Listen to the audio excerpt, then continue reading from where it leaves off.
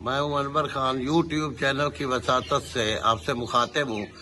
آج جو بات کرنا چاہتے ہیں وہ ہم کرنا چاہتے ہیں جنگ خیبر کے متعلق، کہ جب حضرت صلی اللہ علیہ وسلم حدیبیہ سے واپس پلٹے لشکر اسلام کے ساتھ، کیونکہ وہاں صلح کا ایک بار ماحول بن چکا تھا، تو فوراً سورہ فتح نازل فرمائی اللہ تعالی نے، اور پلٹی ان کی طرف نزدیکی فتح، یعنی یہ اشارہ کیا گیا کہ خیبر چونکہ نزدیک تھا مدینہ رسول کے، اور بڑے قلعے تھے اپنا وہاں 7 خیبر کے مختلف یہودیوں کے جو مختلف قبائل تھے ان میں وہ اپنا رکھتے تھے، جوانوں کو بھی جانوروں کو۔ جب انہوں نے یہ ارادہ آپ پر ان کا ظاہر ہوا، حضرت صلی اللہ علیہ وسلم کا ارادہ کہ اپنا خیبر فتح کرنا چاہتے ہیں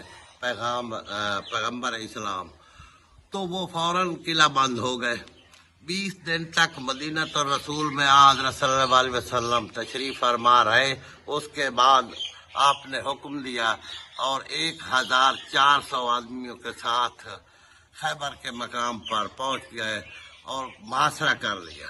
جب صبح کو اٹھے یہودی، پہلے بھی انہیں کچھ مطلب پتہ تو تھا کہ ہمارا محاصرہ ہونے والا ہے، تو فوراً جب ٹوکریاں بیلچے لے کر وہ اپنا، چونکہ زیادہ تر زراعت ان کا پیشہ تھا، کام کے لیے نکلے اور دیکھا کہ ہمارا محاصرہ ہو چکا ہے، تو فوراً چیختے ہوئے اپنے قلعوں کی طرف دوڑے، کہ ایک دوسرے کو قسمیں اٹھا کر مطمئن کرنے لگے کہ خدا کی قسم محمد اپنا لشکر لے کر ہمارے سر پہ آ گیا ہے، محاصرہ ہمارا ہو چکا ہے۔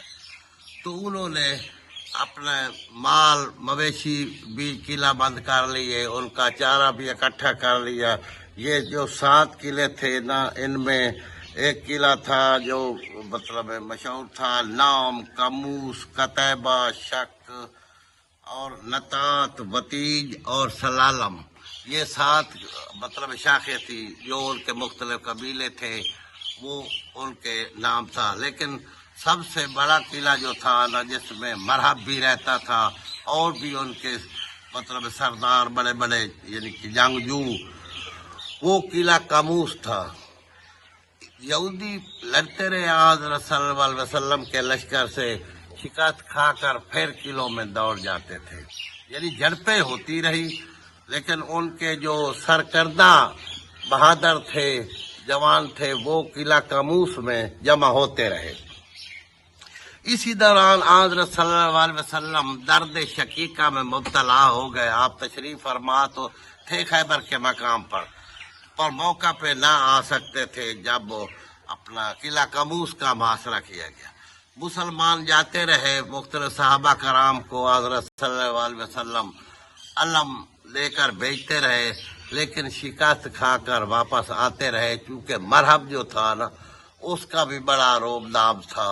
اللہ تعالیٰ کو صلاحیت تو دیتا ہی ہے نا، کہ اس کے متعلق یہ بھی مشہور تھا کہ 1000 آدمیوں کے ساتھ ایک وقت میں لڑ سکتا ہے۔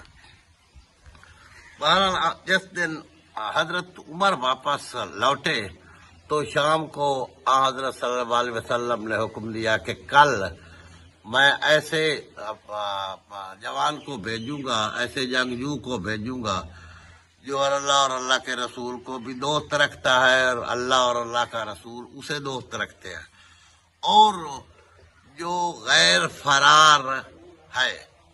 اسی طرح آپ نے صبح آئے، ہر ایک کے ذہن میں یہ تھی کہ حضرت صلی اللہ علیہ وسلم نے یہ بھی فرما دیا تھا کہ قلعہ خیبر اللہ تعالیٰ اسی کے ہاتھوں فتح کرے گا۔ تو ہر صحابی کی یہ خواہش تھی کہ یہ دولت عظمیٰ مجھے ملے اور یہ اعزاز مجھے ملے، چونکہ حضرت صلی اللہ علیہ وسلم نے فرمان جاری کر دیا ہے۔ اس وقت تک تا اللہ کا نبی نہیں کوئی بات کرتا جب تک اللہ کی طرف سے اشارہ نہ ہو جائے، یہ حکم نہ ہو جائے۔ تو آپ نے پوچھا کہ علی کہاں ہے، تو بتایا گیا کہ علی آشوب چشم میں مبتلا ہے، یعنی آنکھوں کے مرض میں مبتلا ہے اور اٹھ نہیں سکتے، تو آپ نے فرمایا انہیں لے آئے۔ تو جب حکم ہوا تو اسی وقت سلمہ بن عقوق، یہ بڑا لاڈلا صحابی تھا، جنگجو بھی تھا، تیر انداز تھا، اور یہ بہت للکارتا رہتا تھا میدان جنگ میں، تیر اندازی بھی کرتا رہتا تھا، کفار کو للکارتا تھا آج تمہاری خیر۔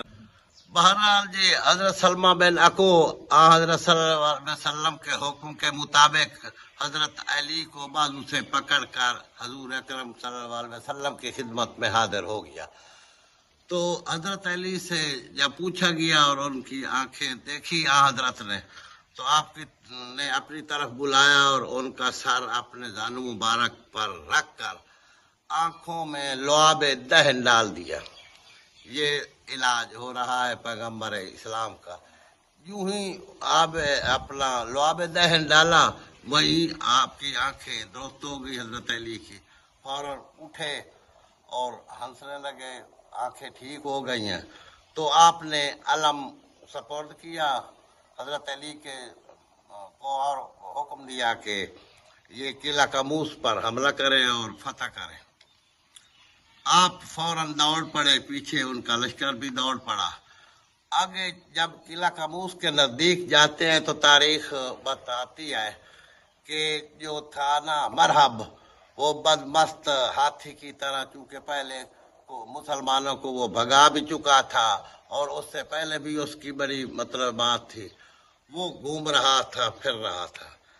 تو حضرت علی کو جب اس نے دیکھا کہ یہ تو لڑنے کے لیے آ گئے ہیں مجھ سے مسلمان، تو اس نے رجز پڑا کہ میں مرحب ہوں، مرحب کو خیبر والے جانتے ہیں، میں مکمل ہتھیاروں سے آراستہ رہتا ہوں، تجربہ کار بھی ہوں۔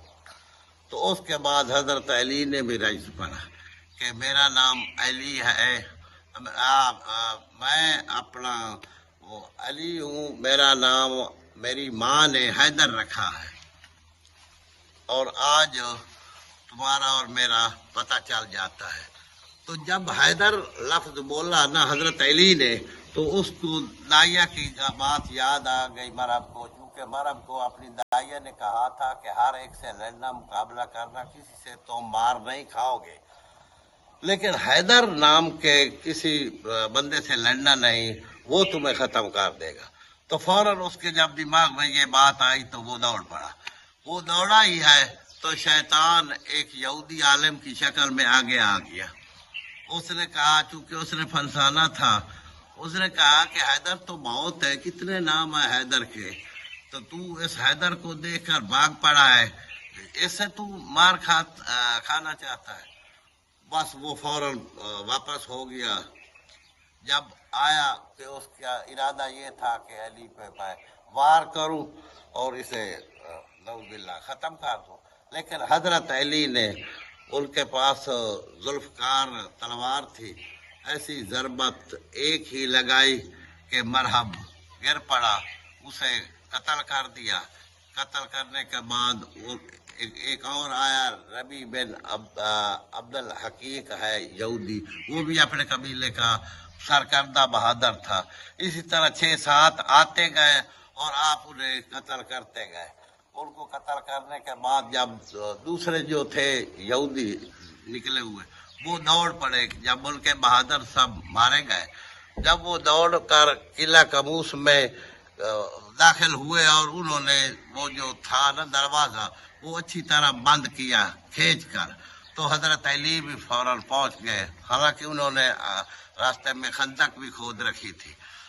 آپ وہاں پہنچے اور اسے جھنجھوڑا دروازے کو پکڑ کر۔